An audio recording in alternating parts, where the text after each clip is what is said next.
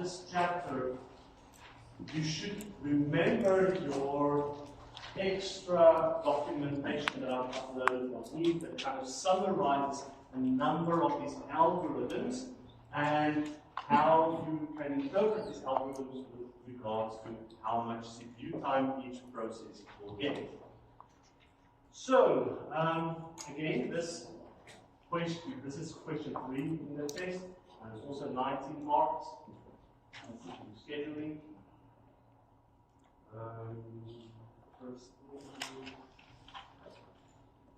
Here, remember the short-term scheduler will decide which process to run next, and the times when the scheduling decisions are made.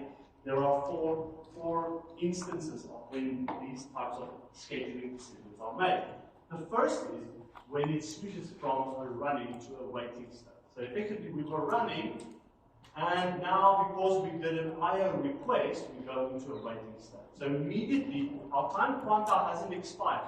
We're now saying, I want to print something, I want to save a file. Anything when you do an IO request at that point, and when we potentially have to block and we then go to our waiting queue, that's when the next decision or the next process gets selected.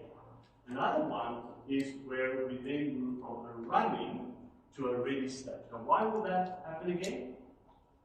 That's typically when our quanta has expired, meaning the little counter in our timer expired, which raises an interrupt, and then it selects, okay, you're now going from running to ready.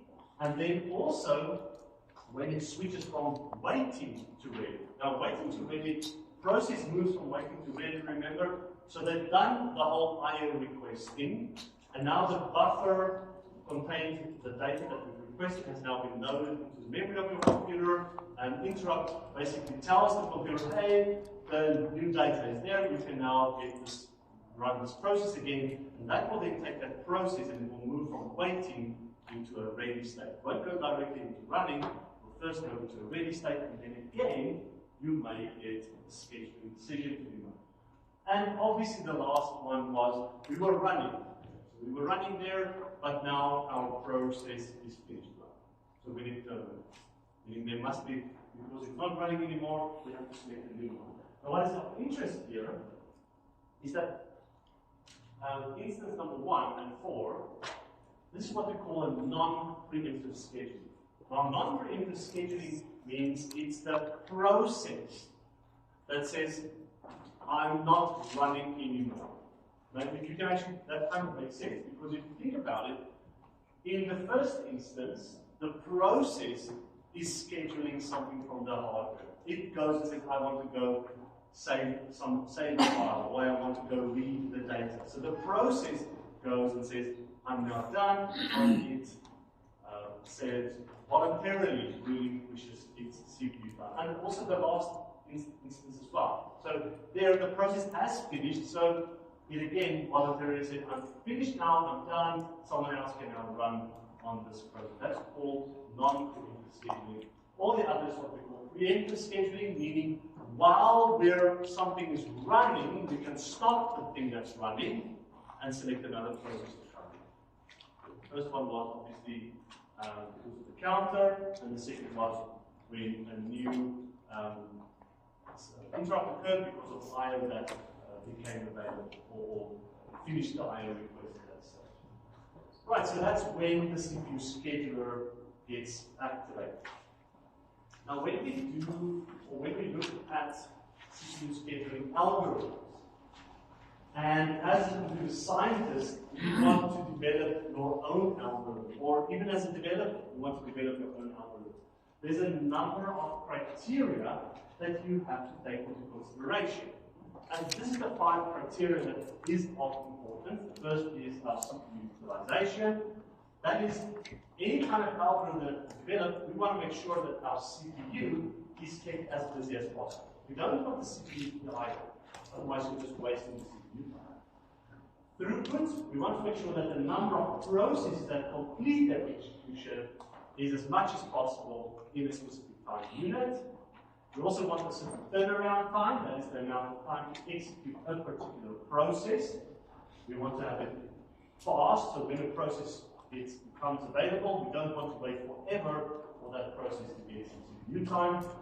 So yeah, that's to execute actually. Waiting time is how long it will wait before it can actually execute, and response time is the amount of time it takes from when the request was submitted until this response is produced. Not so much output, but when it actually starts executing something in the system. So those are the 5 criteria, and you can actually see here, typically when we look at a algorithm, this is kind of what we want. So we want maximum speed utilization, maximum throughput, minimum turnaround time, minimum waiting time, minimum response time.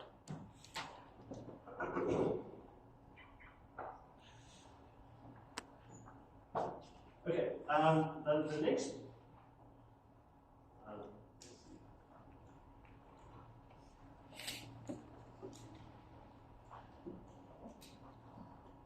So one of the scheduling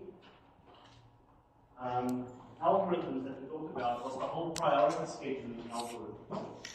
And in priority scheduling algorithms, because we have certain processes that has a higher priority than other processes, we may get a problem if the algorithm is written badly, that we get what they call starvation.